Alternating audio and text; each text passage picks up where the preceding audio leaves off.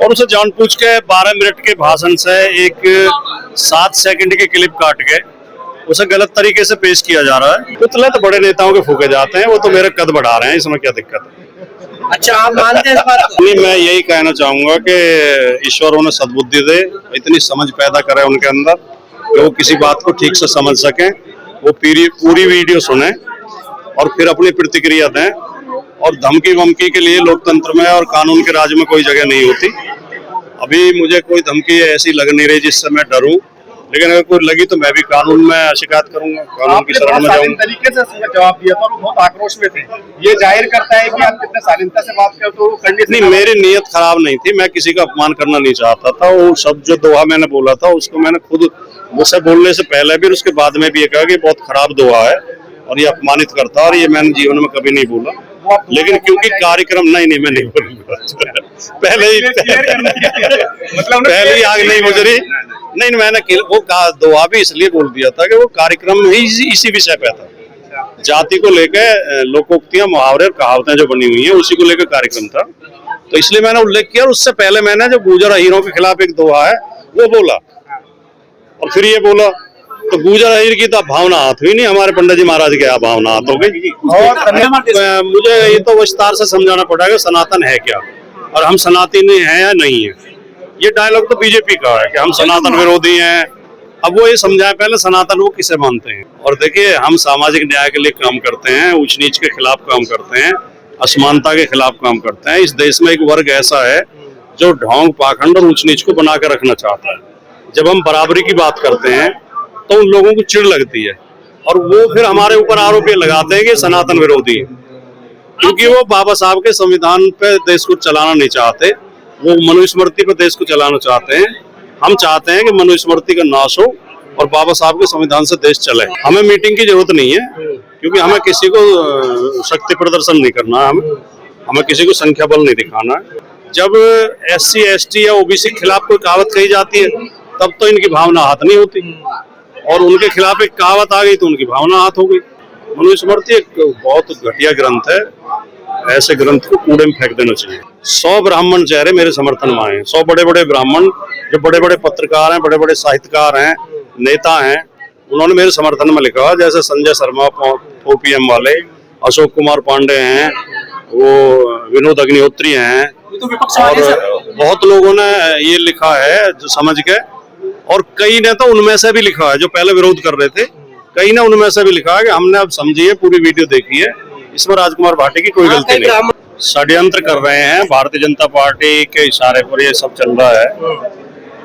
और पूरी वीडियो मैंने उस पर डाली है फेसबुक पे। मैंने कहा कि अगर पूरी वीडियो सुनेंगे तो कोई विवाद होगा नहीं, और उसे जानबूझ के 12 मिनट के भाषण से एक 7 सेकंड की क्लिप काट के उसे गलत तरीके से पेश किया जा रहा है। कुछ लोग हैं भोले भाले लोग, ऐसे ज्यादातर लोगों के समझ में आ गया है, ज्यादातर लोग उनके बीच में ऐसे ही ये बोलने लगे हैं, मेरे समर्थन में आ गए हैं कि नहीं वो ऐसा उन्होंने कुछ नहीं कहा। ये कुछ है सीधे लोग जो उनके बहकावे में आके ये सब कर रहे हैं, प्रदर्शन वगैरह कर रहे हैं। सर, अब ये भी कहा जा रहा है कि ये सनातन विरोधी है। नहीं, पैगंबर साहब के लिए मैंने क्या गलत बोला? जो सच्चाई है वो बोली। वो बहुत बड़े समाज सुधारक थे, बहुत बड़े महापुरुष थे, एक धर्म की स्थापना उन्होंने की, राजनीतिक दर्शन दिया, तो इसमें गलत क्या है? पर सर, आप सामाजिक न्याय की बात करते हैं, लेकिन जो सामाजिक न्याय के लोग हैं वो आपके साथ खड़े नहीं हुए, आखिर क्या वजह है? क्या लोग डर गए? सब लोग खड़े हैं, कोई नहीं डरा है। डरा कौन? डरेगा कौन? सर, आपको 2 बार माफी मांगनी पड़ी आकर। नहीं, वो तो मैंने अपने दिल से मांगी है, डर के थोड़ी मांगी है। वो मैंने इसलिए मांगी है कि हम इस बात के विरोधी हैं, किसी जाति किसी धर्म का अपमान नहीं करना चाहिए, सब जाति का सम्मान करना चाहिए। तो अगर भाइयों को कोई गलत लगा है, उसमें गलत समझा जिसने, उनके दिल को ठेस पहुंची है, तो उनके लिए मैं माफी चाहता हूँ। लेकिन मेरा इरादा ये नहीं था, मैंने तो उसका विरोध किया कि वो दोहा गलत है। भी कह रहे कि मैं बोलना नहीं चाहता हूँ। मैंने उस समय भी किया, तो मैंने इसलिए जो है उसमें तो मैंने अपनी मर्जी से, मेरे ऊपर कोई दबाव नहीं था, मैंने अपने दिल से, मेरे दिल की आवाज थी कि किसी का दिल नहीं दुखाना चाहिए ज्यादा। अगर कोई, क्योंकि जिन लोगों ने 7 सेकंड की क्लिप निकाल के और उसे वायरल कर रहे हैं, तो क्लिप खाली सुनी जाती है तो हर आदमी को खराब लगता है। मैंने कहा अगर ये क्लिप सुन के किसी को ठेस पहुंची है तो मैं माफी चाहता हूँ। वैसे पूरी वीडियो आप सुनेंगे तो उसमें मैंने किसी जाति का अपमान करने के लिए वो बात नहीं कही। पार्टी से जोड़ा जा रहा मैंने है उदाहरण दिया। ये पार्टी का इससे कोई ऐसा ही लेना है। पार्टी का इससे कोई लेना देना है नहीं। ये पुस्तक के विमोचन का कार्यक्रम था, आपके और उसमें निशाने अलग अलग पार्टियों के लोग थे। आपके निशाने पे हमेशा सनातन ही क्यों रहते हैं सर? बाकी और भी हम धर्म है हमारे देश में। मुझे ये तो विस्तार से समझाना पड़ेगा सनातन है क्या और हम सनातनी हैं या नहीं है। ये डायलॉग तो बीजेपी का है कि हम सनातन विरोधी हैं। अब वो ये समझाए पहले सनातन वो किसे मानते हैं। ये जो मुहावरे आप बोलते क्या? हैं मन से या टीवी चैनल पर, ये कहाँ से आते हैं? दुखता है उनको। ये मेरा अपना अनुभव है और अपना अध्ययन है। और देखिए, हम सामाजिक न्याय के लिए काम करते हैं, ऊंच नीच के खिलाफ काम करते हैं, असमानता के खिलाफ काम करते हैं। इस देश में एक वर्ग ऐसा है जो ढोंग पाखंड और ऊंच नीच को बना कर रखना चाहता है। जब हम बराबरी की बात करते हैं तो उन लोगों को चिढ़ लगती है और वो फिर हमारे ऊपर आरोप ये लगाते हैं कि सनातन विरोधी है, क्योंकि वो बाबा साहब के संविधान पे देश को चलाना नहीं चाहते, वो मनुस्मृति पे देश को चलाना चाहते हैं। हम चाहते हैं कि मनुस्मृति का नाश हो और बाबा साहब के संविधान से देश चले। मारने की धमकी दी जा रही है आपको, क्या आपने कोई पुलिस में शिकायत की है? नहीं, मुझे पुलिस में कोई शिकायत करने की जरूरत नहीं है। मैं खुद सक्षम हूँ अपनी रक्षा करने में, मुझे किसी की मदद की जरूरत नहीं है और ये गीदड़ भभकियों से मैं डरने वाला नहीं हूँ। कल सर आप ही के क्षेत्र दादरी में पुतले भी फूके गए, आपके कौन लोग थे वो पुतले?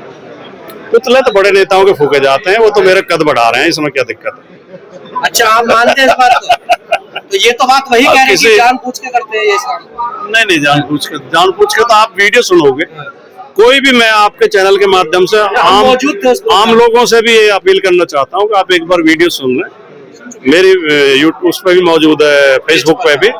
तो कोई भी समझदार आदमी उसे सुनेगा तो उसे पता लग जाएगा कि मेरी नियत किसी का अपमान करने की नहीं थी। वो तो क्योंकि कार्यक्रम ही उस विषय पे था। इसमें मीडिया का भी रोल रहा क्या सर?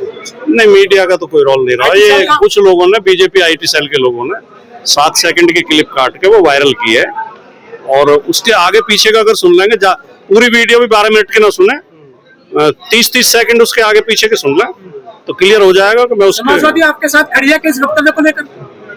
नहीं, ऐसा कहीं राजनीतिक वो हो नहीं रहा, नहीं बल प्रदर्शन। पार्टी के साथ मैं हूँ, पार्टी मेरे साथ है।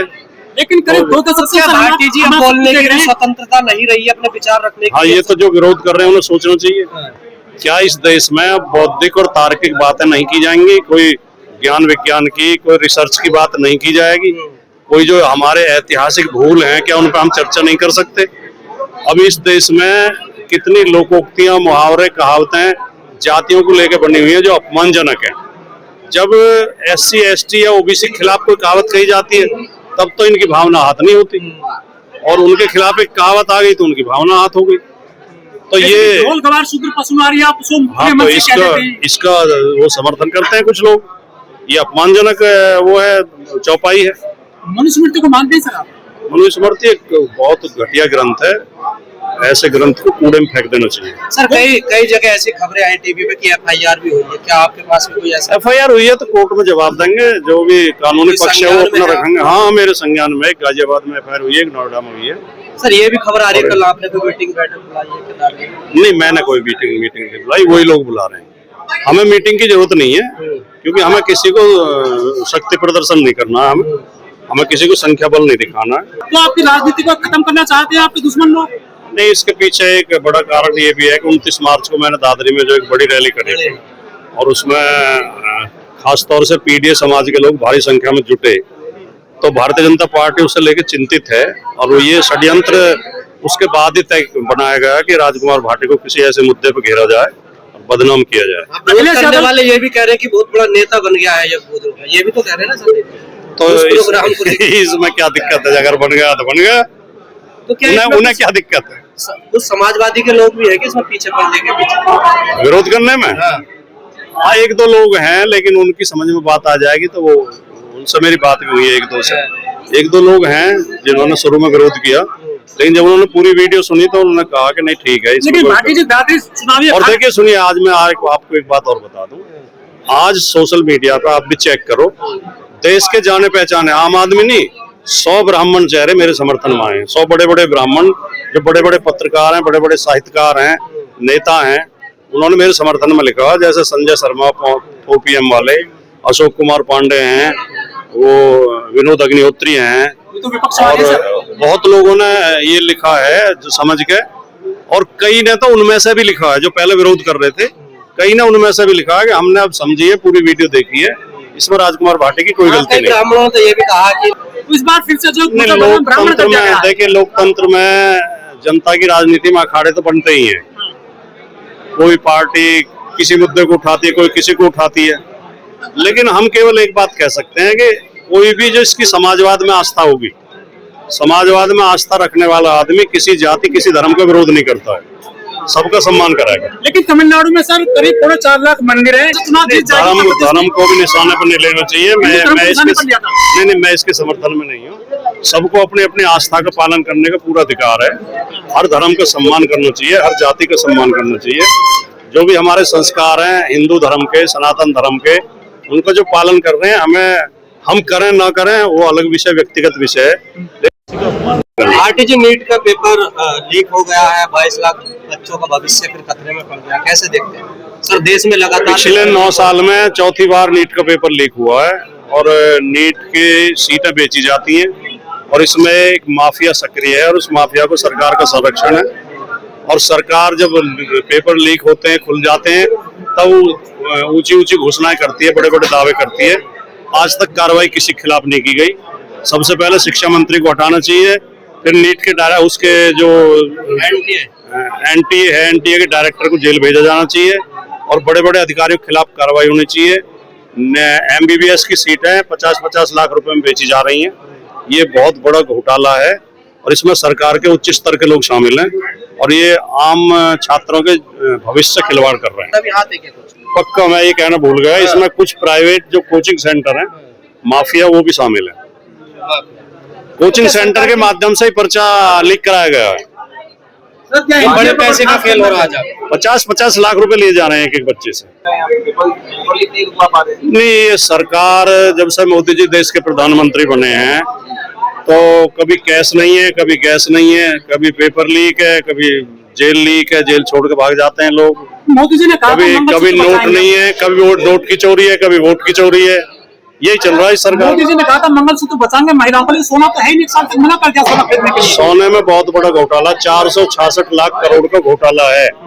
सोने के रेट जिस तरह से सेबी ने योजनाबद्ध तरीके से षड्यंत्र करके बढ़ाए फिर घटाए, इसमें 466 लाख करोड़ का घोटाला हुआ है। इसकी जांच होनी चाहिए। संकट आने वाला देश में। अगर मोदी जी रहे तो संकट ले ही आएंगे।